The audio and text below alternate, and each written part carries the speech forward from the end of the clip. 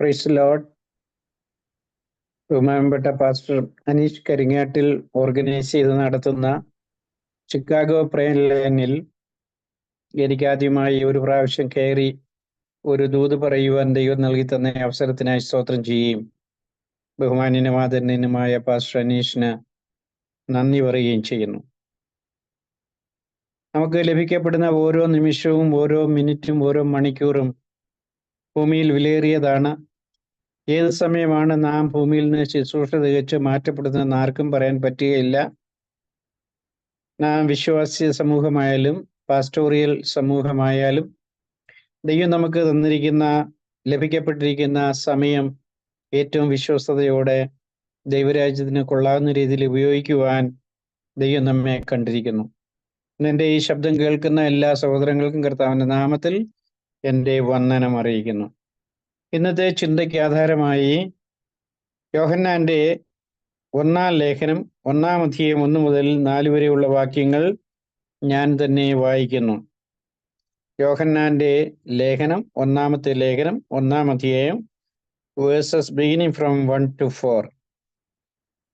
ആദ്യം മുതലുള്ളതും ഞങ്ങൾ കണ്ടതും സ്വന്തം കണ്ണുകൊണ്ട് കണ്ടതും ഞങ്ങൾ നോക്കിയതും ഞങ്ങളുടെ കൈ തൊട്ടതുമായ ജീവന്റെ വചനം സംബന്ധിച്ച് ജീവന്റെ വചനം സംബന്ധിച്ച് ജീവൻ പ്രത്യക്ഷമായി ഞങ്ങൾ കണ്ട് സാക്ഷീകരിക്കുകയും പിതാവിനോട് കൂടെ ഇരുന്ന് ഞങ്ങൾക്ക് പ്രത്യക്ഷമായ നിത്യജീവനെ നിങ്ങളോട് അറിയിക്കുകയും ചെയ്യുന്നു. ഞങ്ങൾ കണ്ടും കേട്ടുമുള്ളത് നിങ്ങൾക്ക് ഞങ്ങളോട് കൂട്ടായ്മ ഉണ്ടാകുവാൻ ഞങ്ങൾ നിങ്ങളോട് അറിയിക്കുന്നു. ഞങ്ങളുടെ കൂട്ടായ്മയോ പിതാവായ ദൈവത്തിനോടും പിതാവിനോടും അവന്റെ പുത്രനായ യേശു ക്രിസ്തുവിനോടുമാകുന്നു. നമ്മുടെ സന്തോഷം പൂർണ്ണമാകുവാൻ ഞങ്ങൾ ഇത് നിങ്ങൾക്ക് എഴുതുന്നു. പരിശുദ്ധ ദൈവമേ, സ്വർഗീയപിതാവേ, ദൈവത്തിൻ്റെ തിരുവചനം മൂർച്ചയോടെ, വ്യക്തതയോടെ, അനുഭാവത്തോടെ ഹൃദയങ്ങളിൽ പതിക്കുവാനും അതിൽ ലഭിക്കപ്പെടുന്ന ശക്തിയും ആരോഗ്യവും ദൈവത്തിന് മഹത്വം കരയേറ്റി ജീവിപ്പാനും മുഖാന്തരമാക്കണമെന്ന് ദൈവത്തോട് പ്രാർത്ഥിക്കുന്നു. ശത്രുവാകുന്ന പിശാചിന്റെ എല്ലാ തന്ത്രങ്ങളെയും ശാസിക്കുന്നു. യേശു ക്രിസ്തുവിന്റെ നാമത്തിൽ സകല പോരുകളിന്മേലും ജയമെടുക്കുന്നു. ഈ പ്രവർത്തനം ശക്തമാകുവാനും അനേക ആളുകൾ ലൈനിൽ കയറി ദൈവവചനം ഗ്രഹിപ്പാനും കൃപ നൽകി അനുഗ്രഹിക്കണമെന്ന് ദൈവത്തോടെ പ്രാർത്ഥിക്കുന്നു. യേശു ക്രിസ്തുവിൻ നാമത്തിൽ തന്നെ ആമേൻ. നാം ജീവിക്കുന്ന കാലഘട്ടം ഈസി കാലഘട്ടമല്ല. ശാസ്ത്രീയമായും സാങ്കേതികമായും അത്യുന്നത കോടിയിൽ എത്തിയിരിക്കുന്ന ഒരു കാലഘട്ടത്തിലാണ് നാം ജീവിക്കുന്നത്. മനുഷ്യന്റെ കണ്ടുപിടുത്തങ്ങൾ പലതും അപ്രസക്തമായി എന്ന് കഴിഞ്ഞ കോവിഡ് പീരീഡിൽ നമ്മൾക്ക് മനസ്സിലായി. ഒരു ചെറിയ കോവിഡിന്റെ വൈറസിനെ പോലും നശിപ്പിച്ചു കളയുവാൻ ഒത്തിരി കാലം റിസർച്ച് ചെയ്യേണ്ടതായി വന്നു. എന്നാൽ അതൊരു സോപ്പ് വെള്ളത്തിൽ കഴിയുക മാത്രം മതി എന്നുള്ളത് കണ്ടുപിടിക്കപ്പെടുവാൻ വളരെ വൈകി. ഞാൻ പറഞ്ഞു വരുന്നതിൻ്റെ താല്പര്യം, വേദപുസ്തകത്തിന് വിപരീതമായി നിൽക്കുന്ന എല്ലാ ശക്തികളെയും, വേദപുസ്തക പ്രമാണങ്ങൾക്ക് എതിരായി ചിന്തിക്കുന്ന എല്ലാ ബുദ്ധിമണ്ഡലങ്ങളെയും, ഏതെങ്കിലും ശാസ്ത്രങ്ങൾ അതിനെതിരായി നിലനിൽക്കുന്നെങ്കിൽ അങ്ങനെയുള്ളതിനെയെല്ലാം താഴ്ത്തിക്കൊണ്ട് വേദപുസ്തക പ്രമാണം തന്നെയാണ് വലുത് എന്ന് വ്യക്തമാക്കി പഠിപ്പിക്കുന്നതാണ് നമ്മളുടെ പ്രമാണ പുസ്തകമായ സത്യവേദ പുസ്തകം. യോബിന്റെ പുസ്തകം 28-ാം അധ്യായം 11-ാം വാക്യത്തിൽ നമുക്ക് ഇങ്ങനെ കാണാൻ കഴിയുന്നുണ്ടല്ലോ: നീരൊഴുക്കുകളെ അടച്ചു നിർത്തി ഗുപ്തമായത് വെളിച്ചത്ത് കൊണ്ടുവരും. ഏത് യുഗങ്ങളിലായാലും ഏത് ശാസ്ത്രീയ മണ്ഡലത്തിലായാലും ആണെങ്കിൽ തന്നെയും ഗുപ്തമായത്, ഡിവൈൻ ആയിരിക്കും. There is something that is deep, that is mysterious. അങ്ങനെ ഗുപ്തവും ഗൂഢമായ കാര്യങ്ങളെ വെളിച്ചത്ത് കൊണ്ടുവരുവാൻ ദൈവത്തിന് കാലാകാലങ്ങളിൽ പദ്ധതിയുണ്ട്. ദൈവം തമ്പുരാൻ അങ്ങനെ ചെയ്തുകൊണ്ടിരിക്കുകയും ചെയ്യുന്നു. ഈ അണക്കെട്ടുകളിൽ ജലം സംഭരിച്ച് നിർത്തി അത് ഫാനുകളിലേക്ക് ഡൈവേർട്ട് ചെയ്ത് അതിൽ നിന്ന് ശക്തി ജനിപ്പിച്ച് നമ്മുടെ മാഗ്നറ്റിക് പവറിൽ നിന്ന് നമുക്ക് ആവശ്യമായിരിക്കുന്ന കറണ്ട് ഉൽപ്പാദിപ്പിക്കത്തക്കവണ്ണം സെറ്റ് ചെയ്ത് വെച്ചിരിക്കുന്ന, അങ്ങനെയാണല്ലോ വളർന്നു വന്നിരിക്കുന്നത്. ഞാൻ പറഞ്ഞു വരുന്നതിൻ്റെ അർത്ഥം എന്താണെന്നറിയാമോ? ഇങ്ങനെ വെള്ളത്തിൽ നിന്നും കറണ്ട് പ്രൊഡ്യൂസ് ചെയ്യാമെന്ന് നമ്മളുടെ ഏൻഷ്യന്റ് സിവിലൈസേഷനിൽ ആരും മനസ്സിലാക്കിയില്ല.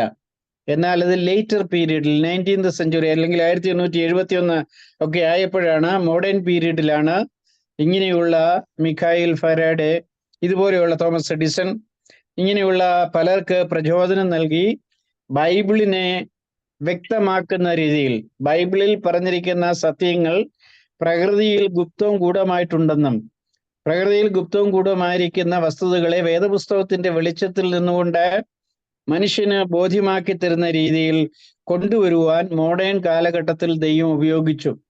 നമുക്ക് പ്രോഗ്രസ് ഉണ്ട്, ഹ്യൂമാനിറ്റിക്ക് പ്രോഗ്രസ് ഉണ്ട്. നമ്മളുടെ കുഞ്ഞുനാളിൽ കഴിച്ച ഭക്ഷണങ്ങളല്ല നമ്മൾ കഴിക്കുന്നത്, നമ്മളുടെ കുഞ്ഞുനാളിൽ ധരിച്ച വസ്ത്രങ്ങളല്ല നമ്മൾ ധരിക്കുന്നത്. ആകസ്മികമായ കാര്യങ്ങൾ നമ്മുടെ ജീവിതത്തിനെതിരായി സംഭവിക്കുമ്പോഴും ദൈവിക പ്രമാണത്തിന്റെ വ്യവസ്ഥയിൽ നിന്നുകൊണ്ട് മുൻപോട്ട് പോകാൻ കർത്താവ് നമുക്ക് ശക്തി തരുന്നത് ഓർത്ത് ദൈവത്തിന് സ്തുതി കരയേറ്റണം. ഞാൻ ഇന്ന് പറയാൻ പോകുന്ന, അല്ലെങ്കിൽ നമുക്ക് ലഭിക്കപ്പെട്ട സമയപരിധിയിൽ എൻ്റെ അനുഭവം, ഞാൻ എങ്ങനെ കർത്താവിനെ കണ്ടു എന്നുള്ള അനുഭവ സാക്ഷ്യവും ഈ വേദവചനത്തിൽ പറഞ്ഞിരിക്കുന്ന 2 സന്ദേശങ്ങൾ അഥവാ ജീവന്റെ വചനം സംബന്ധിച്ച കൂട്ടായ്മയും ഞങ്ങളുടെ കൂട്ടായ്മ പിതാവിനോടും പുത്രനോടും പരിശുദ്ധാത്മാവിനോടുമാകുന്ന, അല്ലെങ്കിൽ യോഹന്നാന്റെ അണ്ടർസ്റ്റാൻഡിങ് അനുസരിച്ച് എന്താണ് കൂട്ടായ്മ, യോഹന്നാന്റെ അണ്ടർസ്റ്റാൻഡിങ് അനുസരിച്ച് എന്താണ് ജീവന്റെ വചനം, യോഹന്നാന്റെ അണ്ടർസ്റ്റാൻഡിങ് അനുസരിച്ച് പൂർണ്ണതയുള്ള സന്തോഷം തരുന്നത് എന്താണ്, ഈ കാര്യങ്ങൾ ഈ ലേഖനത്തിൽ നിന്ന് പറയുവാൻ ഞാൻ താല്പര്യപ്പെടുന്നു. നിങ്ങളുടെ ശ്രദ്ധയേറിയ പ്രാർത്ഥനയെ ചോദിക്കും. ഞാൻ ഒരു മർത്തോമാ ഭവനത്തിൽ ജനിച്ചു വളർന്നയാളാണ്.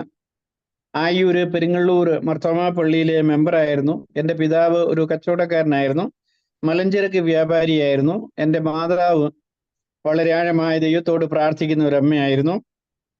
ഞങ്ങളുടെ വീട്ടിൽ 10 മക്കളാണ്. എനിക്ക് 8 പെങ്ങന്മാരും ഒരു ജ്യേഷ്ഠനും. മർത്തോമാ ചുറ്റുപാടുകളിൽ അവരുടെ ആ ചിട്ടക്കൂടിൽ തന്നെ ഞങ്ങൾ വളർന്നു വരികയും, എന്നാൽ എനിക്ക് 21ാമത്തെ വയസ്സായപ്പോൾ കേരളത്തിൽ നിന്ന് വടക്കേ ഇന്ത്യയിൽ രാജസ്ഥാനിൽ കോട്ട എന്ന് പറയുന്ന സ്ഥലത്തേക്ക് പോകുവാൻ ദൈവം ഒരു വഴി ഒരുക്കി തന്നു. എൻ്റെ ജ്യേഷ്ഠനും പെങ്ങളുമൊക്കെ അവിടെ താമസിക്കുന്നുണ്ടായിരുന്നു. എൻ്റെ മൂത്ത പെങ്ങൾ പെന്തക്കോസ്ത് കൂട്ടായ്മയിൽ അവിടെ പോകുന്നുണ്ടായിരുന്നു. ഒരു ദിവസം പകല് എന്നെ ഉപവാസ പ്രാർത്ഥനയ്ക്ക് ഞാൻ പോയി. ഉച്ച കഴിഞ്ഞ് ഞാൻ പ്രാർത്ഥനയ്ക്ക് പോയില്ല. ഞാൻ പറഞ്ഞു ഞാൻ പോകുന്നില്ല എന്ന് പറഞ്ഞു. എൻ്റെ വീട്ടിൽ തന്നെ, പെങ്ങളുടെ വീട്ടിൽ തന്നെ ഇരുന്നു. അപ്പോൾ ഉച്ച കഴിഞ്ഞെന്നാൽ ആ ജനലിനടുത്ത് ഒരു കട്ടിലുണ്ട്. കട്ടിലോട്ട് ഞാൻ ചാരിയിരുന്ന സമയത്ത് ഒരു വലിയ സംഭവം എൻ്റെ മുറിയിൽ ഉണ്ടായി. ആ സംഭവമാണ് ഞാൻ ക്രിസ്തുവിനെ സ്വന്തം രക്ഷിതാവായി സ്വീകരിക്കാൻ കാരണമായത്. പെട്ടെന്ന് ഞങ്ങൾ പാർത്തിരിക്കുന്നത്, ഈ വീടെന്ന് പറയുന്നത് ഹിന്ദു മതാചാര പ്രകാരം ജീവിക്കുന്ന അവരുടെ പുരോഹിതന്മാരുടെ, അവരുടെ പ്രീസ്ലി ക്ലാസിന്റെ വീടാണ്. മന്ത്രവാദങ്ങളും വിഗ്രഹാരാധന ശക്തമായി നിലനിന്ന ഒരു വീടായിരുന്നു. എന്നാൽ എൻ്റെ പെങ്ങളൊക്കെ ശക്തമായി പ്രാർത്ഥിച്ചാണ് ആ വീട്ടിലെ താമസം നന്നായി കൊണ്ടുപോയത്. ഈ ഉച്ചകഴിഞ്ഞ സമയത്ത് ഞാനിരുന്ന കട്ടിലോട്ട് ഒരു ശക്തി ഈ ജനലിലൂടെ കയറി വന്നു. ഞാനിരുന്ന മുറിയിൽ ചൂലിട്ടടിപ്പിക്കുന്ന പോലുള്ള ശബ്ദം കേട്ടു. ഒരു കാറ്റടിക്കുന്നത് പോലെ തോന്നി. ഒരു വലിയ കാറ്റടിക്കുന്ന പോലെ ഹൂ എന്നുള്ള ശബ്ദം കേട്ടു. അതിനുശേഷം ഈ ശക്തി എൻ്റെ കാലിൽ കൂടെ കയറി എന്നെ പിടിച്ച് ഞെരുക്കി ഞെരുക്കി ഞെരുക്കി എൻ്റെ വയറ് ഭാഗം, ചെസ്റ്റ് കഴിഞ്ഞു കഴുത്ത് വരെ വന്നു ഞെരുക്കിക്കൊണ്ടിരിക്കുകയാണ്. എൻ്റെ അന്നത്തെ ഉത്സാഹമെല്ലാം കഴിച്ച് ഞാൻ നോക്കി, ഈ ശക്തിയെ റിലീസ് ചെയ്യാൻ നോക്കി. എൻ്റെ ശരീരത്തിൽ നിന്ന് ആ ശക്തി വിട്ടുമാറുന്നില്ല. അപ്പോൾ ഞാൻ തൊണ്ട ഇടറി കരയുന്ന ശബ്ദം അകത്തെ മുറിയിലിരുന്ന് എൻ്റെ പെങ്ങൾ ശ്രദ്ധിച്ചു, കേട്ടു. കാര്യം 3 മണിക്ക് കുഞ്ഞുങ്ങൾ സ്കൂളിൽ നിന്ന് വരും. അതുകൊണ്ട് പെങ്ങൾ കുഞ്ഞുങ്ങളെ പ്രതീക്ഷിച്ച് അകത്ത് ഇരിക്കുകയാണ്. പെട്ടെന്ന് എൻ്റെ ഗ്രോണിങ് സൗണ്ട് കേട്ടുകൊണ്ട് ഓടിയിറങ്ങി വന്നു.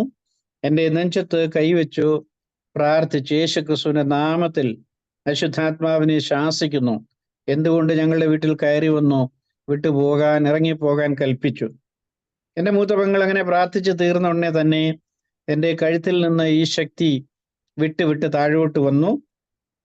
അതുപോലെ തന്നെ കാലിൽ നിന്ന് ഇറങ്ങിപ്പോകുന്ന സമയത്ത് ഇങ്ങനെ കാറ്റിന്റെ ശബ്ദവും ചൂലിട്ടടിക്കുന്ന ശബ്ദവും കേൾപ്പിച്ചിട്ട് ഒരു സൗണ്ട്, അല്ലെങ്കിൽ ചില വേർഡ്സ് ഞാൻ കേട്ടു. ഇങ്ങനെയാണ്: നീ എന്തിനാണ് ഇന്ന് പ്രാർത്ഥനയ്ക്ക് പോയത്? നീ എന്തിനാണ് ഇന്ന് പ്രാർത്ഥനയ്ക്ക് പോയത്? അപ്പോൾ പ്രാർത്ഥനയ്ക്ക് ഞാൻ പോയതിന് പ്രതികാരം ചെയ്യാൻ വന്ന ഒരു ശക്തിയാണ് എൻ്റെ ശരീരത്തിൽ പ്രവേശിച്ചത്. എൻ്റെ ബുദ്ധി മണ്ഡലം നേരെ തിരിച്ചു ചിന്തിപ്പാനിടയായി. പ്രാർത്ഥനയ്ക്ക് പോകുന്നത് ഇഷ്ടമില്ലാത്ത ശക്തി ഉണ്ടെങ്കിൽ പ്രാർത്ഥനയ്ക്ക് പോകുന്നത് ഇഷ്ടമുള്ള ഒരു ശക്തിയും ഉണ്ട് എന്നെനിക്ക് ബോധ്യമായി. അങ്ങനെ ഞാൻ പിറ്റേന്ന് മുതൽ പ്രാർത്ഥനയ്ക്ക് പോകുവാനും യേശുക്രിസ്തുവിനെ സ്വന്തം രക്ഷിതാവായി സ്വീകരിപ്പാനും, അന്ന് നാട്ടിൽ നിന്നൊരു ദൈവത്തിന്റെ ദാസൻ ഉപവാസ പ്രാർത്ഥനയ്ക്ക് ആ പട്ടണത്തിൽ കടന്നു വന്നു. അദ്ദേഹം ശുശ്രൂഷിച്ചുകൊണ്ടിരിക്കുമ്പോൾ തന്നെ ഞങ്ങൾ ചെറുപ്പക്കാർ 6-7 പേർ അഭിഷേകം പ്രാപിപ്പാനും ഇടയായി. അവിടെ ചമ്പൽ നദിയില്, കോട്ടായിലെ ചമ്പൽ നദിയിൽ അവിടുത്തെ ദൈവദാസൻ കൊണ്ടുപോയി ഞങ്ങളെ സ്നാനപ്പെടുത്തുവാനും ഇടയായി. അങ്ങനെ വിശ്വാസ സ്നാനം സ്വീകരിച്ച് പ്രാർത്ഥന ഇഷ്ടപ്പെടുന്ന ശക്തിയുണ്ട്, പ്രാർത്ഥനക്കെതിരായി കൊല്ലാൻ നിൽക്കുന്ന ശക്തിയുണ്ട്. എന്നെ കേൾക്കുന്ന പ്രിയ സഹോദരങ്ങളെ, നിങ്ങളുടെ ജീവിതത്തിൽ പ്രാർത്ഥനയ്ക്കും കൂട്ടായ്മയ്ക്കും പോകുന്നതിന് മടിയും അലസതയും എതിരും പറഞ്ഞു നിൽക്കുന്നത് ആരെങ്കിലും ഉണ്ടെങ്കിൽ വളരെ ശ്രദ്ധിക്കുക. തക്കതായ റീസൺ ഇല്ലാത്തതാണെങ്കിൽ അശുദ്ധാത്മാവിൻ്റെ സ്വാധീനമാണ്. കാര്യം പ്രാർത്ഥനയ്ക്ക് പോകുന്നത് അവർക്ക് ഇഷ്ടമല്ല, ബൈബിൾ വായിക്കുന്നത് അശുദ്ധാത്മാവിന് ഇഷ്ടമല്ല, കൂട്ടായ്മ ആചരിക്കാൻ പോകുന്നവർക്ക് ഇഷ്ടമല്ല. പ്രാർത്ഥനയ്ക്കും ബൈബിൾ വായിക്കാനും പേഴ്സണലായി പ്രാർത്ഥിക്കാനും ഇഷ്ടപ്പെടുന്ന ഒരു ശക്തി ഉണ്ടെങ്കിൽ അത് ദൈവത്തിന്റെ ശക്തിയാണ്. യേശുക്രിസ്തുവിന്റെ നാമത്തിലേ സാധ്യമാകുകയുള്ളൂ. അതുകൊണ്ട് ഇന്ന് എന്നെ കേൾക്കുന്ന സഹോദരങ്ങളെ ശ്രദ്ധിക്കുക. പള്ളിയിൽ പോകാം, ആരാധനയ്ക്ക് പോകാം, പ്രാർത്ഥിക്കാൻ പോകാം എന്ന് പറയുമ്പോൾ വേണ്ട എന്ന് പറഞ്ഞ് ലെതർജറ്റിക്കായി, മനസ്സിനെ കീഴ്പ്പെടുത്തുന്ന ഏതെങ്കിലും ചിന്താമണ്ഡലങ്ങൾ നിങ്ങളെ പ്രീഡോമിനൻ്റായി അറ്റാക്ക് ചെയ്യുന്നെങ്കിൽ യേശുക്രിസ്തുവിന്റെ നാമത്തിൽ അതിന്മേൽ ജയമെടുത്തുകൊണ്ട് ലഭിക്കപ്പെടുന്ന എല്ലാ കൂട്ടായ്മകൾക്കും, ലഭിക്കപ്പെടുന്ന എല്ലാ പ്രാർത്ഥനകൾക്കും പോയി ദൈവനാമത്തെ മഹത്വപ്പെടുത്തുവാൻ കൃപ നൽകട്ടെ എന്ന് ദൈവത്തോട് പ്രാർത്ഥിക്കുന്നു. ഈ വചനത്തിൽ പറഞ്ഞിരിക്കുന്ന ഈ ലേഖനത്തിനൊരു പ്രത്യേകതയുണ്ട്. ഇത് നമ്മൾ ഇതിന്റെ പശ്ചാത്തലം മനസ്സിലാക്കിയാൽ ഇതിന്റെ ആഴം, മീനിങ്ങിന്റെ ആഴം കൂടും. AD 85-നും 95-ന്റെയും ഇടയ്ക്ക് സമയത്ത് ഈ ദൈവത്തിന്റെ ദാസനായിരിക്കുന്ന യോഹന്നാൻ എഫെസോസിൽ വെച്ച് എഴുതപ്പെട്ടതാണെന്ന് വിശ്വസിക്കപ്പെടുന്നു. ഇത് 96-നും 100-നും ഇടയ്ക്ക് AD-യിൽ എഴുതിയതാണെന്നും വിശ്വസിക്കപ്പെടുന്നുണ്ട്. പക്ഷേ ഞാൻ പറഞ്ഞു വരാൻ പോകുന്നതിന്റെ വ്യക്തത, വസ്തുത എന്താണെന്നറിയാമോ? അങ്ങനെ ദൈവം തമ്പുരാൻ ഈ യോഹന്നാനെ കൊണ്ട് എഴുതിപ്പിക്കുന്ന സമയത്ത്, ഈ വെളിപ്പാട് എഴുതിപ്പിക്കുന്ന സമയത്ത് അവിടെ എന്താ സംഭവിച്ചതെന്നറിയാമോ? പീഡനമായിരുന്നു. ദൈവമക്കൾക്കെതിരായി മഹാപീഡനമായിരുന്നു. മഹാപീഡനം നടക്കുന്ന സമയത്താണ് എന്ത് ചെയ്യുന്നത്? ഇങ്ങനെ ഈ സംഭവം നടക്കുന്നത്. അങ്ങനെ ചക്രവർത്തിമാരുടെ മേൽനോട്ടത്തിൽ ദൈവമക്കൾക്കെതിരായി മഹാപീഡനം നടന്നുകൊണ്ടിരിക്കുന്ന സമയത്താണ് ദൈവത്തിന്റെ ദാസനായ യോഹന്നാൻ ഈ 1-ാം ലേഖനം എഴുതിയത്. യോഹന്നാൻ വേറെ ലേഖനങ്ങൾ എഴുതിയിട്ടുണ്ട്, നമുക്കറിയാമല്ലോ. 3 യോഹന്നാൻ എഴുതിയിരിക്കുന്ന 3-ാം ലേഖനം എഴുതിയത് ഗായസിന് വേണ്ടിയിട്ടാണ്. എന്നാൽ ഈ ലേഖനം എഴുതിയിരിക്കുന്നത് പൊതുവിൽ വേണ്ടിയാണ്. ജനറൽ എപ്പീസലാണ്. പൊതുവായ അറിവിന് വേണ്ടി, പൊതുജനത്തിന് വേണ്ടി എഴുതിയതാണ്. എന്നാൽ 3-ാമത്തെ യോഹന്നാൻ ഗായോസിന് വ്യക്തിപരമായി തൻ്റെ അരുമ ശിഷ്യനായിരിക്കുന്ന ഗായോസിനോട് നീ ഇങ്ങനെ ചെയ്യണം, അങ്ങനെ ചെയ്യണമെന്ന് വ്യക്തമായി എക്സോർട്ട് ചെയ്യുന്നതെന്നാണ്. അങ്ങനെയെങ്കിൽ ഈ 1-ാമത്തെ ലേഖനം പൊതുലേഖനമായിട്ട് എഴുതിയപ്പോൾ ആ പൊതുലേഖനത്തിൽ പരാമർശിക്കപ്പെടുന്ന ആത്മീയ വസ്തുക്കൾ പ്രധാനമായും 3 കാര്യമാണ്. പൊതുലേഖനമായി എഴുതിയപ്പോൾ പറയുന്ന 1, നിങ്ങൾ ദുരുപദേശങ്ങളെ എതിർത്ത് നിൽക്കണം. 2, കള്ളപ്രവാചകന്മാരുടെ ആലോചന നിങ്ങൾ സൂക്ഷിച്ചു കൊള്ളണം. 3, വിഗ്രഹാരാധന വിട്ടോടുവീൻ. ഈ 3 കാര്യമാണ് പറയുന്നത്. കാര്യം അന്ന് മഹാപീഡനം നടക്കുകയാണ്. ഒത്തിരി വിശ്വാസികള് പീഡിപ്പിക്കപ്പെട്ടു. യോഹന്നാൻ തന്നെ എണ്ണയിൽ എറിയപ്പെട്ടു.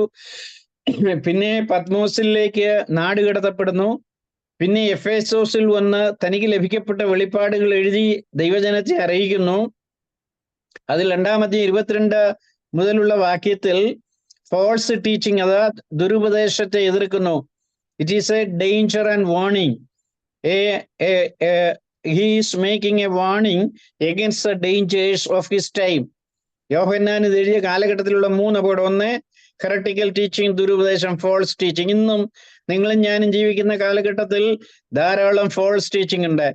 2-4 1 വാക്യം, കള്ളപ്രവാചകന്മാരുടെ ആലോചന. ഇന്നും അല്ലെങ്കിൽ അനേക ആളുകൾ എന്ത് ചെയ്യുന്നറിയാമോ? കള്ളം പറയും. ദൈവത്തിന്റെ വചനത്തോട് മാനുഷികമായ ആലോചന പറയും. മാനുഷിക ആലോചന അല്ല ദൈവത്തിന്റെ ആലോചന. ദൈവത്തിന്റെ ആലോചന കൃത്യമായി പറയണമെങ്കിൽ മനുഷ്യന്റെ ആലോചനയുമായി കൂട്ടിക്കുഴയ്ക്കരുത്. അങ്ങനെ കൂട്ടിക്കുഴച്ചാൽ അനേകരെ തെറ്റിദ്ധരിപ്പിച്ച് തങ്ങൾക്ക് ഗുണം വരുന്ന രീതിയിൽ വേദപുസ്തകത്തെ വ്യാഖ്യാനിച്ചും മനസ്സിലാക്കിയും കൊടുക്കുന്നത്. അതുകൊണ്ടാണല്ലോ പള്ളികളും പല എപ്പിസ്കോപ്പൽ മൂവ്മെന്റുകളും ഇന്ന് ശക്തിയോടെ നിലനിൽക്കുന്നത്. കാര്യം അവർ ഒറിജിനലായി യാഥാർത്ഥ്യമായി വചനം പഠിപ്പിക്കുന്നില്ല. അങ്ങനെ കള്ളപ്രവാചകന്മാരുടെ ആലോചനകളെ നിങ്ങൾ വിട്ടോടുവിൻ. 3 വിഗ്രഹാരാധന 5 21 വാക്യത്തിൽ പറയുന്നുണ്ട്, റണ്ണവേ റണ്ണവേ, നിങ്ങൾ ഓടിപ്പോകുവിൻ, വിഗ്രഹാരാധന വിട്ട് പോകുവിൻ എന്ന് വളരെ വ്യക്തമായി ദൈവത്തിന്റെ ദാസനായിരിക്കുന്ന യോഹന്നാൻ രേഖപ്പെടുത്തിയിരിക്കുന്നു. ഈ 3 കാര്യം, 3 വെല്ലുവിളി, ഈ 3 വെല്ലുവിളി യോഹന്നാൻ എഴുതുന്ന സമയത്ത് ദൈവസഭ അഭിമുഖീകരിച്ചു. ഈ 3 വെല്ലുവിളിക്ക് 3 ഉത്തരവും യോഹന്നാൻ കൊടുത്തിട്ടുണ്ട്. ഈ വെല്ലുവിളികളെ എങ്ങനെ നമുക്ക് നേരിടാം എന്നതിന് 3 ഉത്തരം, 3 ആൻസേഴ്സ് തന്നിട്ടുണ്ട്. ആ ആൻസേഴ്സ് ഞാനൊന്ന് പറയാം. അതിന്റെ ഒന്നാമത്തെ ഉത്തരം എന്ന് പറയുന്നത് 1 യോഹന്നാൻ 1-2 വാക്യങ്ങളിൽ പറഞ്ഞിരിക്കുന്നത് പോലെ, ഗോഡ് ഈസ് ലൈറ്റ്, ദൈവം വെളിച്ചമാണ്. ദൈവം വെളിച്ചമാണ്. ദൈവം വെളിച്ചമാണെങ്കിൽ പിന്നെ എന്തിന് വിഗ്രഹങ്ങളുടെ പിന്നാലെ പോകണം? ദൈവത്തിന്റെ വഴി വെളിച്ചത്തിന്റെ വഴിയാണ്. അപ്പം യോഹന്നാൻ തന്നെ രണ്ടാമത് പറഞ്ഞിരിക്കുന്നത് 2-28 മുതൽ 4-21 വാക്യം വരെ, ഗാഡ് ഈസ് ലവ്, ദൈവം സ്നേഹമാണ്. 5 1 മുതൽ 21 വാക്യങ്ങളിൽ ഗാഡ് ഈസ് ലൈഫ്, ദൈവം ജീവനാണ്. അപ്പോഴ് ജീവൻ പകരുന്ന ദൈവമാണ്, സ്നേഹിക്കുന്നത് ദൈവമാണ്, വെളിച്ചവും പ്രകാശവും തന്ന് ഇരുട്ടിലിരിക്കുന്ന ജനത്തെ നടത്തുന്ന ദൈവമാണ്. ഈ വക 3 കാര്യങ്ങൾ ഉള്ളത് കൊണ്ട് നിങ്ങൾ ദുരുപദേശം വിട്ടൊഴിയുവീൻ, കള്ളപ്രവാചകന്മാരുടെ ആലോചന വിട്ടൊഴിയുവീൻ, വിഗ്രഹാരാധന വിട്ടൊഴിയുവീൻ. അതിന് പകരമായി നിങ്ങൾ എന്ത് സ്വീകരിപ്പീൻ? ഈ 3 കാര്യം സ്വീകരിപ്പീൻ. ദൈവം ജീവനാണ്, ദൈവം സ്നേഹമാണ്, ദൈവം വെളിച്ചമാണ്, പ്രകാശമാണ്. ഈ 3 കാര്യം നിങ്ങൾ വിശ്വസിക്കുകയും സ്വീകരിക്കുകയും ചെയ്താൽ നിങ്ങൾക്ക് ഏതിൽ നിന്ന് രക്ഷപ്പെടാം? നമുക്ക് ഈ യോഹന്നാന്റെ സമയത്തുണ്ടായിരുന്ന എല്ലാ തെറ്റായ പഠിപ്പിക്കലുകളിൽ നിന്നും നമ്മൾക്ക് രക്ഷപ്പെടാം എന്ന് യോഹന്നാൻ വ്യക്തമായി നമുക്ക് നൽകി തന്നിരിക്കുന്നു. എന്നെ കേൾക്കുന്ന പ്രിയ സുഹൃത്തെ, പ്രിയ സഹോദര സമൂഹമേ, നാം വിടേണ്ടതിനെ വിടുകയും സ്വീകരിക്കേണ്ടതിനെ സ്വീകരിക്കുകയും ചെയ്യണം. എങ്കിൽ മാത്രമേ നമുക്ക് ആത്മീയമായി മുൻപോട്ട് പോകാൻ കഴിയത്തുള്ളൂ. ഇതിൽ പറയപ്പെടുന്ന ഈ അധ്യായങ്ങളിലെല്ലാം, ഇത് 5 അധ്യായങ്ങളാണ്. യോഹന്നാന്റെ 1 ലേഖനം 5 അധ്യായങ്ങളാണ്. ഈ 5 അധ്യായങ്ങളിലൂടെ 105 വാക്യങ്ങൾ മാത്രമേ ഉള്ളൂ. ഈ 105 വാക്യങ്ങളിൽ ഞാൻ പറഞ്ഞല്ലോ, ചിലത് നമുക്ക് വാണിംഗ് തരുന്ന, മുന്നറിയിപ്പ് തരുന്നതാണ്. ചിലത് നമ്മളെ എൻകറേജ് ചെയ്യുന്നതാണ്. ചിലത് നമ്മൾ പോകേണ്ടുന്ന വഴിയെ കാണിച്ചു തരേണ്ടുന്നതാണ്. അതുകൊണ്ട് false prophets were condemned, and also Jesus, or the Spirit of the Lord, was asking, are you a true believer? നിങ്ങൾ യഥാർത്ഥ വിശ്വാസിയാണോ? ഞാൻ യഥാർത്ഥ വിശ്വാസിയാണോ? നാം യഥാർത്ഥ വിശ്വാസിയാണോ? അതുകൊണ്ട് നാം മനസ്സിലാക്കിയിരിക്കേണ്ടുന്ന ഒരു ആത്മീയ സത്യമെന്ന് പറയുന്നത്, നമ്മളുടെ ഒറിജിനൽ ഫെയ്ത്തിനെ ടെസ്റ്റ് ചെയ്യുന്ന, ഒറിജിനൽ ഫെയ്ത്തിനെ, ശരിയായ വിശ്വാസത്തെ വ്യക്തമായി മനസ്സിലാക്കുവാൻ സഹായിക്കുന്ന ഒരു എഴുത്താണ് ഈ യോഹന്നാന്റെ ലേഖനത്തിൽ നമുക്ക് വായിപ്പാൻ കഴിയുന്നത്. ഇതിനാധാരമായി നാം വായിച്ച വാക്യത്തിലേക്ക് മടങ്ങി വന്ന് 2-3 കാര്യം പറയാൻ താല്പര്യം. 1, ആദ്യം മുതലുള്ളതും ഞങ്ങൾ കണ്ടതും, അല്ലെങ്കിൽ ഞങ്ങൾ കേട്ടതും, സ്വന്തം കണ്ണുകൊണ്ട് കണ്ടതും ഞങ്ങൾ നോക്കി. നമ്മൾ ഇതിൽ ധാരാളം പ്രഭാഷണങ്ങൾ കേട്ടിട്ടുണ്ട്. എന്താണ് അവിടെ പറയുന്നതിന്റെ ഉദ്ദേശം? We have an experience based on our own experience. Yohannan പറയുന്നത്, ഞങ്ങൾക്ക് ക്രിസ്തുവിനോട് കൂടെ നടന്ന് ആദികാലം മുതലേ ക്രിസ്തുവിനോടുകൂടെ നടന്ന് ക്രിസ്തുവിനോടുകൂടെ സഞ്ചരിച്ച് ആദ്യം മുതലുള്ളത് ഞങ്ങൾ ചിലത് കണ്ടു, ഞങ്ങൾ ചിലത് കേട്ടു. കണ്ടത് വേറൊരാളുടെ കണ്ണുകൊണ്ടല്ല, ഞങ്ങളുടെ സ്വന്തം കണ്ണുകൊണ്ട് കണ്ടു, ഞങ്ങളുടെ സ്വന്തം ചെവിയിൽ കേട്ടു, ഞങ്ങളുടെ സ്വന്തം കണ്ണുകൾ കൊണ്ട് കണ്ടതുമായ ഒരു സ്റ്റെപ്പ് കൂടെ ഫർദറാണ്, മുമ്പോട്ടാണ്, ഞങ്ങളുടെ കൈകൾ തൊട്ടതുമായ ജീവന്റെ വചനം. അപ്പൊ വചനം എന്താണ്?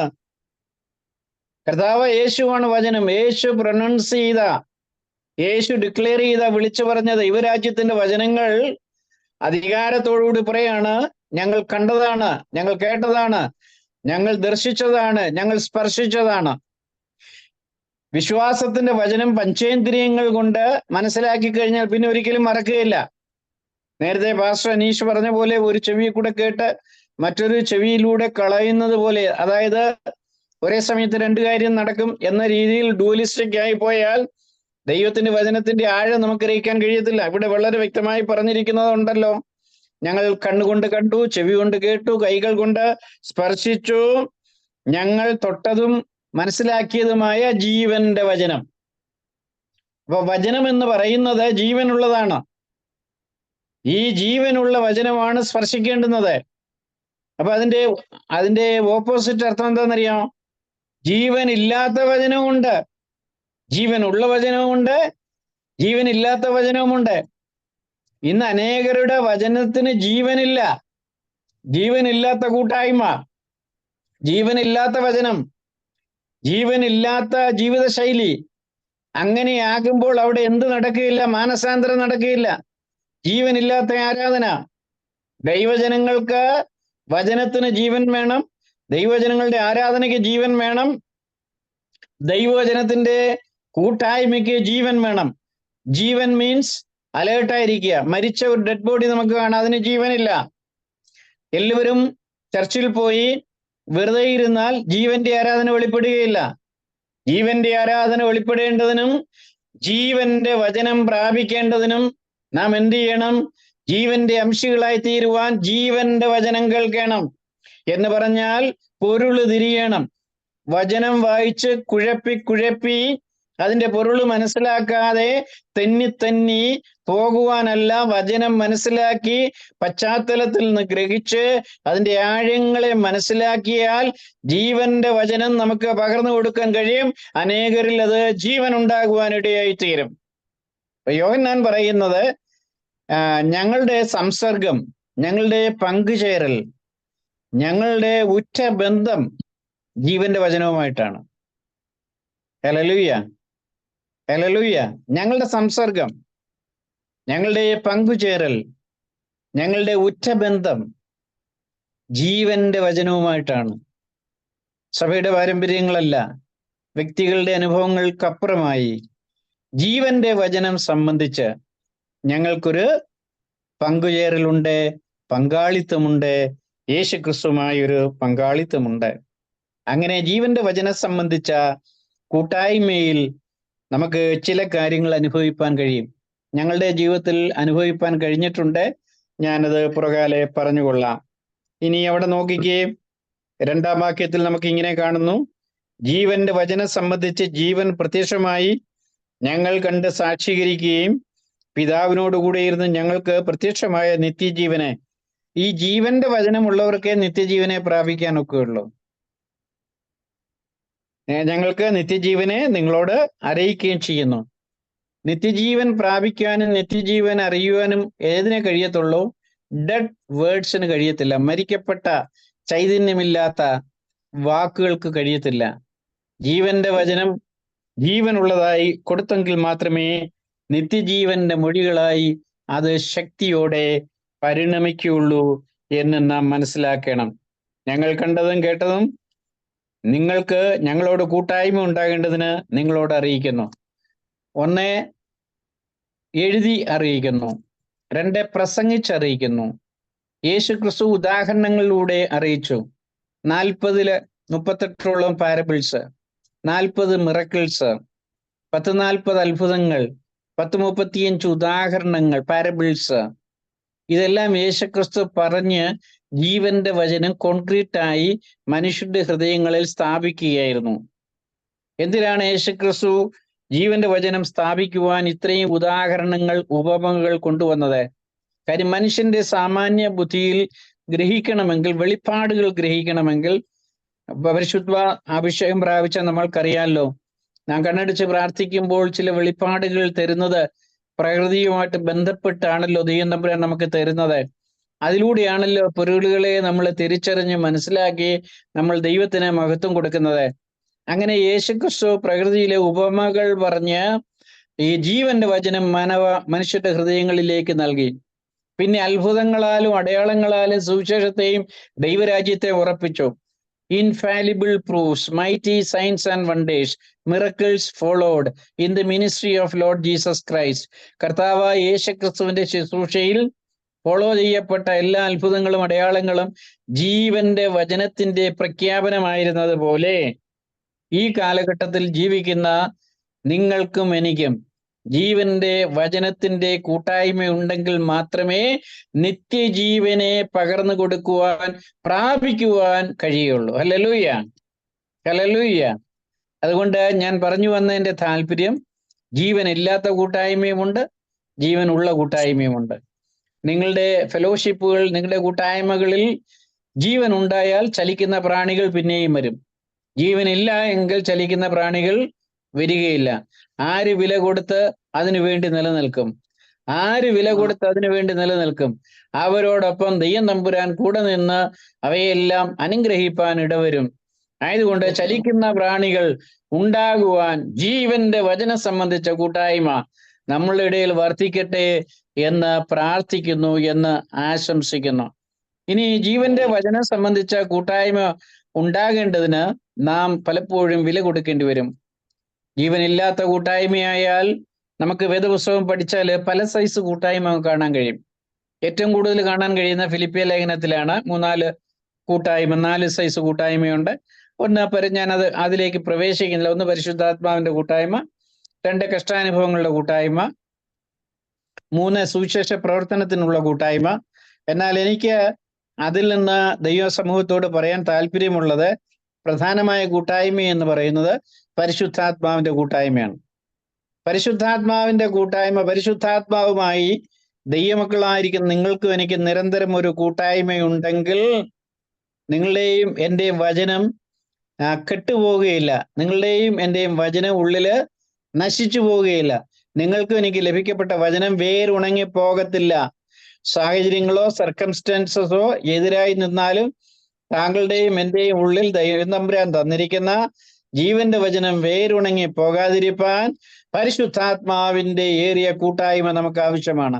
നമ്മളുടെ ഈ മൺശരീരത്തിൽ ക്ഷീണിക്കാതെ, തളർന്നു പോകാതെ പരിശുദ്ധാത്മാവിന്റെ നിറവിൽ ആരാധിക്കുകയും പ്രാർത്ഥിക്കുകയും ശക്തിയോടുകൂടെ മുൻപോട്ട് പോവുകയും ചെയ്താൽ ആ പരിശുദ്ധാത്മാവിന്റെ പുതുക്കത്തിൽ ജീവന്റെ വചനം നമുക്ക് അനുഭവിപ്പാൻ കഴിയും. യേശു തന്നെ പറഞ്ഞല്ലോ, യോഹന്നാൻ 14:19, യോഹന്നാന്റെ സുവിശേഷം 14:19 പറഞ്ഞല്ലോ, യേശു ജീവിക്കുന്നു. ജീസസ് ഈസ്, യേശു ക്രിസ്തു ജീവിക്കുന്നു എന്ന് വളരെ വ്യക്തമായി പറയുന്നു. കാര്യം എപ്പോഴും എ പേഴ്സൺ ഈസ് ലിവിങ് എന്നതുപോലെ തന്നെയാണ് the word is also living. ജീവനുള്ള വചനത്തിന്റെ കൂട്ടായ്മ നാം നിലനിൽക്കുന്നെങ്കിൽ മാത്രമേ നമുക്ക് മുൻപോട്ട് പോകാൻ കഴിയത്തുള്ളൂ എന്ന് യേശു ക്രിസ്തു വ്യക്തമായി നമ്മളെ പഠിപ്പിക്കുന്നതായി നമുക്ക് വായിപ്പാൻ കഴിയുന്നു. അപ്പോൾ യേശു ക്രിസ്തു പഠിപ്പിച്ചിട്ടുണ്ടെങ്കിൽ നമ്മളും അത് തന്നെ ഫോളോ ചെയ്യണം. ഇനി രണ്ടാമത് ഇത് അനുഭവിക്കണമെങ്കിൽ യോഹന്നാൻ 20:31 നിങ്ങൾ വിശ്വസിച്ച് ജീവിക്കുന്നവരാകും. നമ്മൾ വിശ്വസിച്ച് ജീവിക്കുന്നവരാകണം. യോഹന്നാൻ 20:31 നമുക്ക് കാണാൻ കഴിയുന്നു, വിശ്വസിച്ച് ജീവിക്കുന്നവരാകാൻ കഴിയണം. അങ്ങനെ വിശ്വാസത്തോടെ പല കാര്യങ്ങളും നമുക്ക് കണ്ണുകൾ കൊണ്ട് കാണാൻ കഴിയത്തില്ല. വിശ്വാസത്തിന്റെ കണ്ണുകൾ കൊണ്ട് മാത്രമേ നമുക്ക് മുന്നേറാൻ കഴിയത്തുള്ളൂ. അതാണല്ലോ ദൈവത്തിന്റെ പ്രസക്തിയുമുള്ളത്. വെളിപ്പാടിനാൽ വിശ്വാസത്തിന്റെ ആഴങ്ങൾ നമ്മുടെ ബുദ്ധിമണ്ഡലങ്ങളിലും നമ്മുടെ ശാരീരിക മണ്ഡലങ്ങളിലും പ്രവേശിച്ചതിനു ശേഷം ദൈവകൃപയോടെ മുമ്പോട്ട് പോകാൻ ദൈവം തരുന്ന ശക്തിക്കായി ദൈവത്തെ സ്തുതിക്കണം. അപ്പോഴേ മൂന്നാമതായി കൊലോസ്യ ലേഖനം 2:13 പറഞ്ഞിട്ടുണ്ട്, പുതുജീവൻ, A new life is possible. ദൈവത്തിന്റെ വചനത്താൽ ഒരു പുതുജീവൻ നമുക്ക് സാധ്യമാണ്. ഞാനിതെല്ലാം പറഞ്ഞു വരുന്നതിൻ്റെ ഉത്തരം, സന്തോഷം എന്ന് പറയുന്നത് ശരിയായ സംസർഗം, ശരിയായ ആത്മീയ കൂട്ടായ്മ എന്ന് പറയുന്നത് ജീവന്റെ വചനം പ്രാപിക്കുന്നതാണ്. രണ്ടാമത്, പരിശുദ്ധാത്മാവുമായി ഇഴുകിച്ചേർന്ന് ആ സംസർഗത്തിൽ ലഭിക്കുമ്പോൾ നിത്യതയുടെ ജീവന്റെ അംശം നമ്മൾ അനുഭവിപ്പാൻ കഴിയും. പരിശുദ്ധാത്മാവെന്ന നിലവിൽ നിത്യതയുടെ ജീവന്റെ മൊഴികൾ കേട്ട് നിത്യതയ്ക്ക് വേണ്ടി നമുക്ക് ഒരുങ്ങാൻ കഴിയും. മൂന്നാമത് ഞാൻ പറഞ്ഞത്, ഇതിനെല്ലാം ആധാരം യേശുക്രിസ്തു ജീവിക്കുന്നു എന്നും നാം വിശ്വസിച്ചതിന് ശേഷം ജീവിക്കണമെന്നും ആണ് ഞാൻ പറഞ്ഞത്. കൊലോസ്യ ലേഖനം 2:13 പറഞ്ഞു. എങ്ങനെ? പുതുജീവന്റെ വഴിയിൽ നടക്കുവാൻ ഇതെല്ലാം നമ്മെ സഹായിക്കും. ഇങ്ങനെ നമ്മളുടെ ജീവിതം ഇങ്ങനെ മുൻപോട്ട് പോകുമ്പോൾ നമുക്ക് പേഴ്സണലായി ഒത്തിരി വെല്ലുവിളികളുണ്ട്. ഞങ്ങൾ അങ്ങനെയുള്ള കൈപ്പേറിയ അനുഭവത്തിലൂടെ കടന്നുപോയി. എനിക്ക് 2 മക്കളാണ്, ഒരു മകനും ഒരു മകളും. എൻ്റെ മകൻ 16-ാമത്തെ വയസ്സിൽ റോഡ് ആക്സിഡന്റിൽ മരണം വഴിയായി ഭൂമിയിൽ നിന്ന് മാറ്റപ്പെട്ടു. ഇനി ഞങ്ങൾക്കൊരു മോളേ ഉള്ളൂ. അന്ന് ഞങ്ങൾ സുവിശേഷ വേലയിൽ ശക്തരായി നിൽക്കുമ്പോഴാണ് ഈ റോഡ് ആക്സിഡന്റിൽ കടമ്പനാടിനടുത്ത് 14-ാം മൈലിൽ വെച്ച് ഞങ്ങളുടെ മകൻ സ്കൂളിൽ നിന്ന് വേറൊരാളുടെ വണ്ടിയുടെ പുറകെ കയറി മണക്കാലിലോട്ട് വരുന്ന വഴിക്കാണ് വണ്ടി സ്ലിപ്പായി ഓടയിൽ വീഴുകയും എൻ്റെ മകൻ്റെ തല അവിടെ ഉണ്ടായിരുന്ന മയിൽക്കുറ്റിയിൽ തട്ടുകയും ബ്രെയിൻ ഡാമേജ് ഉണ്ടായി. ആ സ്പോട്ടിൽ വെച്ച് തന്നെ നിസിലേക്ക് ചേർക്കപ്പെടുവാനും ഇടയായി. അന്ന് ഞങ്ങൾ സുവിശേഷ വേലയിൽ ശക്തിയോടെ കർത്താവിൻ്റെ നാമത്തിനു വേണ്ടി പോരാടി നിൽക്കുന്ന സമയമാണ്. ഈ സംഭവം ഞങ്ങളുടെ ജീവിതത്തെ, ദൈവമായിട്ടുള്ള സംസർഗവും കൂട്ടായ്മയെയും ഉലച്ചു. എൻ്റെ ഭാര്യ ഭയങ്കര മാനസിക വേദനയിലേക്ക് കടന്നുപോയി. പ്രയാസത്തിൻ്റെയും കണ്ണുനീരിൻ്റെയും ഒരു മാനസിക ഡിപ്രഷനിലേക്ക് തന്നെ എന്ന് പറയത്തക്ക നിലയിലേക്ക് കടന്നുപോയി. അവൾ ചോദിക്കുന്ന ചില ചോദ്യങ്ങളുണ്ടായിരുന്നു. എനിക്കെന്തുകൊണ്ട് ഒരു മോനെ അതിനെ വളർത്തി പക്വതയിലേക്ക് കൊണ്ടുവരുവാൻ ദൈവം അനുവദിച്ചില്ല? ഞാൻ എന്ത് തെറ്റാണ്, എന്ത് പാപമാണ് ചെയ്തത്? നമ്മുടെ ജീവിതത്തിൽ എന്തെങ്കിലും പാപമുണ്ടെങ്കിൽ ദൈവം വെളിപ്പെടുത്തി തരട്ടെ. അല്ല, ദൈവദാസന്മാരെ വിളിക്ക്, തലയിൽ കൈവച്ച് പ്രാർത്ഥിച്ച് വെളിപ്പാടിനാൽ ദൈവം തമ്പുരാൻ നമ്മളോട് ഇടപെടട്ടെ. അതുകൊണ്ട് അതുവരെ ഞാൻ പ്രാർത്ഥിക്കില്ല, അതുവരെ ഞാൻ ബൈബിൾ വായിക്കില്ല എന്ന് പറഞ്ഞ് അദ്ദേഹം മനസ്സിനേറ്റ മുറിവ് വളരെ ദുഃഖമായി, ആഴമായ ദുഃഖത്തിലേക്ക് പോയി. ഞാൻ പറയട്ടെ സഹോദരങ്ങളെ, എന്നാൽ ഉടയ തമ്പുരാൻ അവൾ ചോദിക്കുന്ന ചോദ്യങ്ങളൊക്കെ വളരെ ഹൃദയസ്പർശിയായ ചോദ്യങ്ങളായിരുന്നു. അവൻ ആക്സിഡൻ്റായി റോഡിൽ വീണപ്പോൾ അവൻ മമ്മി എന്ന് വിളിച്ചോ, ഡാഡി എന്ന് വിളിച്ചോ? അവൻ വെള്ളം ചോദിച്ചോ? ആരെങ്കിലും അവന് വെള്ളം കൊടുത്തോ?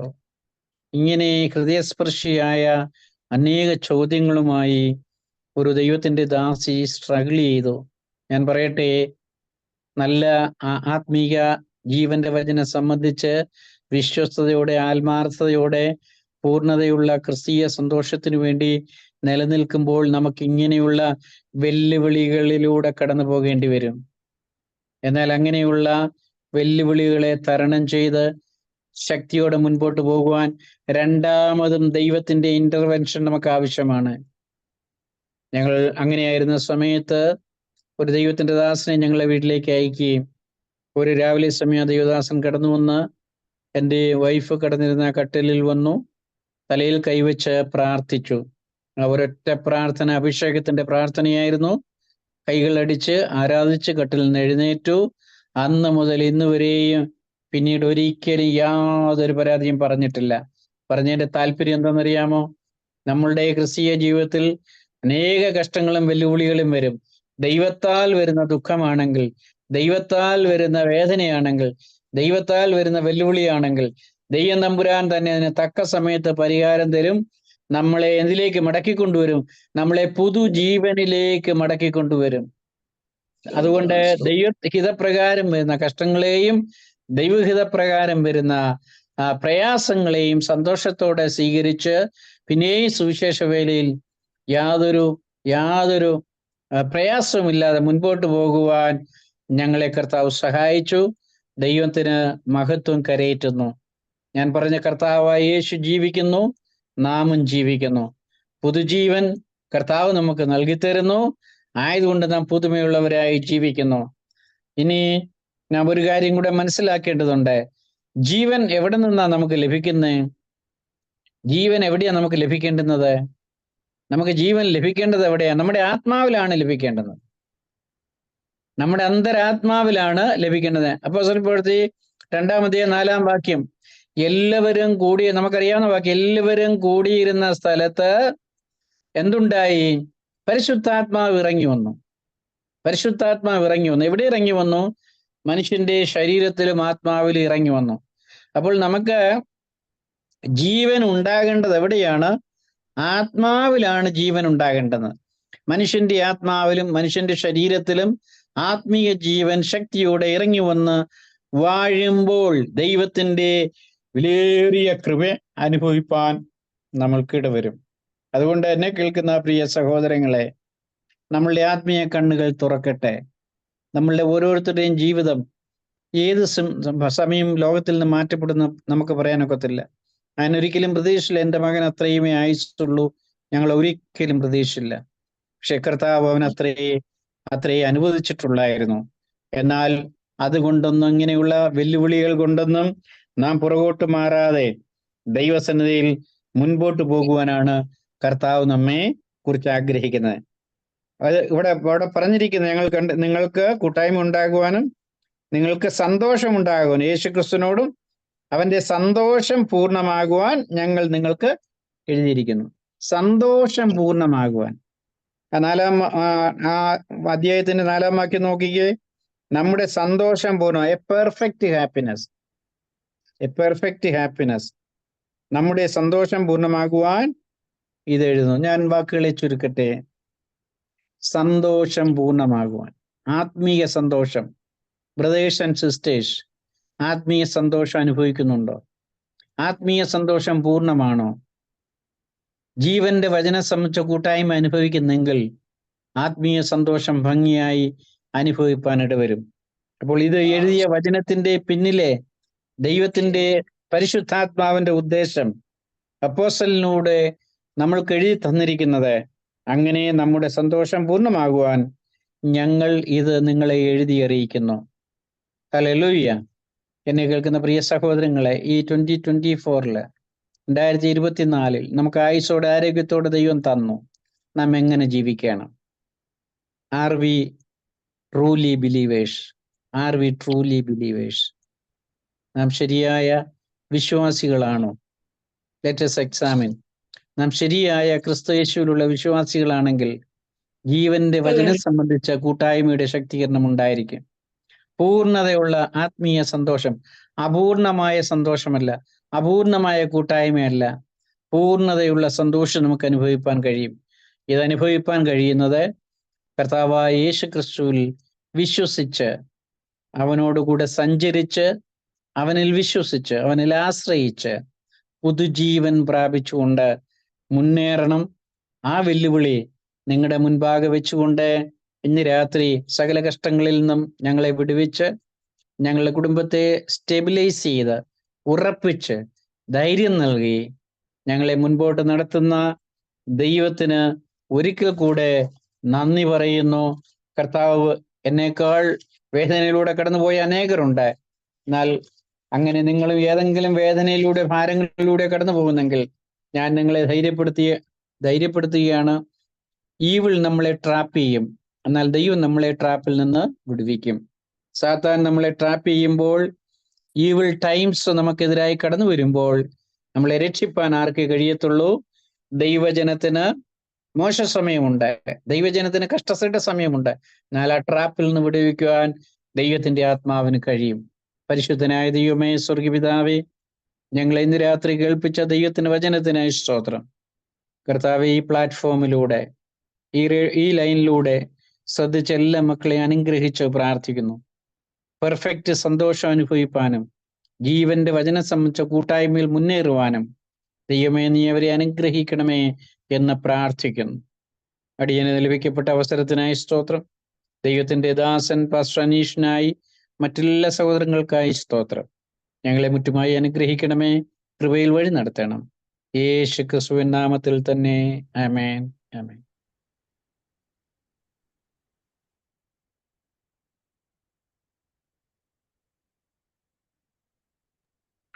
പാസ്റ്റർ മ്യൂട്ടില്ല. പ്രിയമുള്ളവരെ, എത്ര ശക്തമായിട്ടുള്ള ദൈവവചനമാണ് നമ്മൾ കേട്ടുകൊണ്ടിരുന്നത്. കർത്താവിന്റെ ദാസൻ തന്റെ ജീവിതത്തിന്റെ വളരെ ആഴമായിട്ടുള്ള സിക്താനുഭവങ്ങളിലൂടെയൊക്കെ പോയെങ്കിലും ആ വിശ്വാസത്തിന് ഉലച്ചിൽ തട്ടുന്ന രീതിയിലൊക്കെ കാര്യങ്ങൾ നടന്നെങ്കിലും വിശ്വാസത്തിന് ഉലച്ചിൽ തട്ടാതെ ശക്തനായി മുന്നോട്ട് പോകുന്നതിന് കർത്താവ് സഹായിച്ചു. നമ്മളിത് കേട്ടത് ആ ജീവന്റെ വചനം എന്ന കൂട്ടായ്മയിൽ നാം ആയിരിക്കുന്നെങ്കിൽ നമുക്ക് ജീവനുണ്ട്, നമ്മുടെ ഹൃദയങ്ങളിൽ ജീവനുണ്ട്. നമുക്ക് നമ്മുടെ ജീവിതത്തിൽ ഏത് തടസ്സങ്ങൾ വന്നാലും എന്തെല്ലാം വ്യത്യാസങ്ങൾ വന്നാലും ആ ദൈവം വെളിച്ചമാണ്, ആ ദൈവം സ്നേഹമാണ്, ദൈവം ജീവനാണ്. അത് നമ്മുടെ ജീവിതത്തിലൂടെ അത് ലോകത്തിന് വെളിപ്പെടുന്നെങ്കിൽ തീർച്ചയായിട്ടും നമ്മൾ പരാജിതരാകത്തില്ല. നമ്മൾ ക്രിസ്തുവിൽ എന്നും ജയാളികളായി തന്നെ ഇരിക്കും. പ്രിയമുള്ളവര്, നമുക്ക് അറിയാമല്ലോ, നമ്മുടെ മുമ്പിലുള്ള മാതൃകാപരമായിട്ടുള്ള ജീവിതം നയിച്ച ആളുകളെ ഞാൻ കാനവച്ചനെ കുറിച്ച് സൂചിപ്പിച്ചല്ലോ. ഞാൻ ഓർക്കുകയായിരുന്നു, ആശാരിപദേശി. അങ്ങനെ എന്റെ ചെറുപ്പത്തിൽ ഞാൻ ഇവരെയൊക്കെ കണ്ടിട്ടുണ്ട്. ചെങ്ങന്നൂര് വന്ന് ചർച്ച് ഓഫ് ഗോഡിന്റെ മീറ്റിങ്ങിലൊക്കെ ഇവര് ശക്തമായി പ്രസംഗിക്കുന്നതൊക്കെ കേട്ടിട്ടുണ്ടെന്ന്.